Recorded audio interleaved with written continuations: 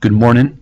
This is Mr. Sam, and here we are at Study Island, and we're just going to go over a couple of the features of Study Island.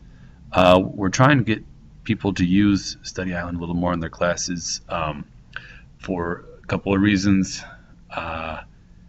It's all standards based, which helps, especially with our students who have, you know, so many gaps in their skills, and you could really spend 10 years teaching them everything they need to know just to be ready for high school, but we don't have that much time, and we need to keep them focused on the areas that they'll be assessed on and that will be assessed on as a school. The other reason that we need to use Study Island is for reporting purposes for Minnesota Department of Education. This is one of the ways we show student progress is through the reporting on Study Island. It's something we've used in the past, and it's good if we can continue to use it, because then we can see progress compared to previous years. You go to the website. Here's the login. For almost everybody, the login should be like this: the first initial of your first name and then your last name, and then just about everybody is Lincoln1 unless you changed your password. I changed mine. We log in.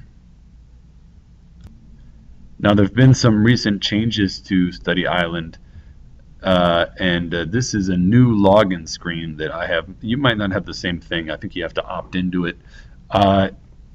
It's kind of a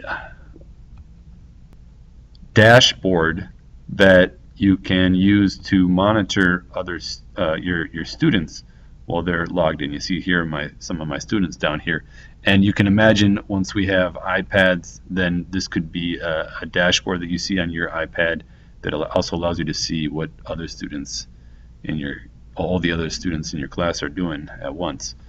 But the old links are still there on the left, the teacher page, class manager. Those are probably the two most important areas.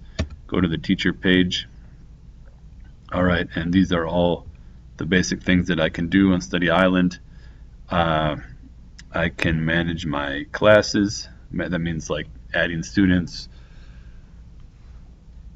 I can also build a test or create a practice and instruction assignment, and those are the things that I use the most. I do some tests with Study Island, and then once in a while I do a practice and instruction assignment.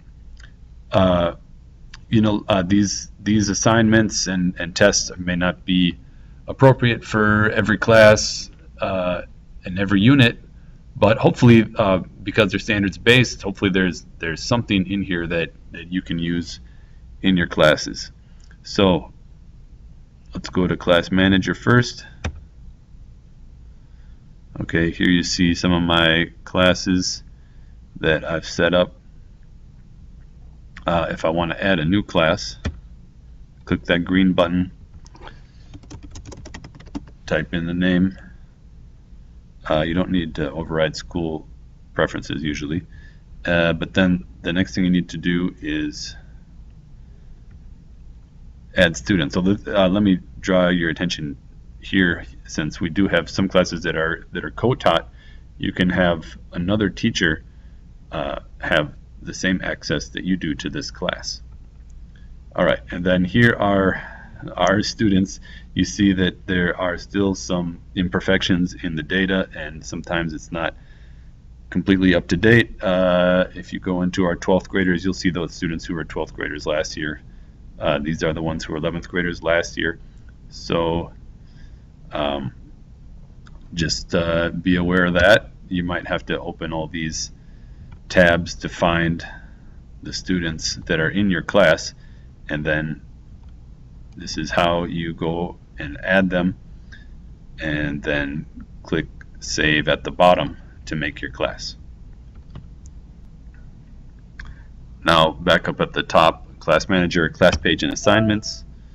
This is that button that we got to remember to click, otherwise nothing works. Activate it. We get a little pop-up. Oh, you got to have an assignment before you can activate the class. All right, okay, fine. Let's add an assignment. Okay, so we click add an assignment, and usually I do practice and instruction assignments.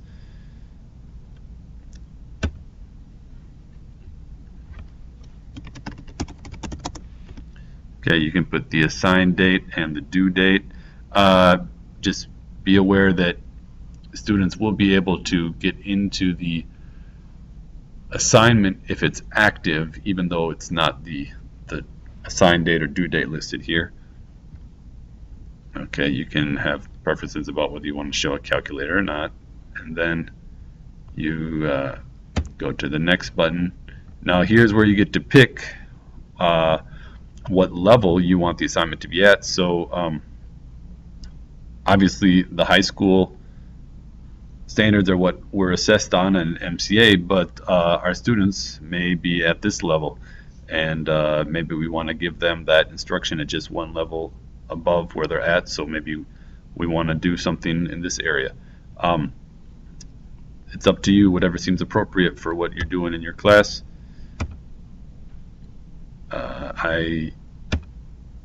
When I make an assessment at the end of a quarter, I'm going to use my high school standards and my math 2007 standards, and then these are all of my standard areas. I can see what the questions look like over here.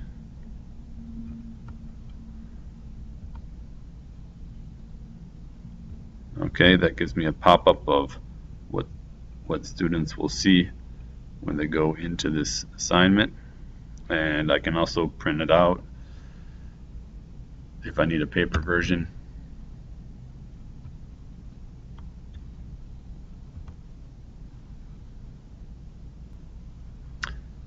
Now, the thing to remember about assignments and tests in Study Island is that you can only work within one program.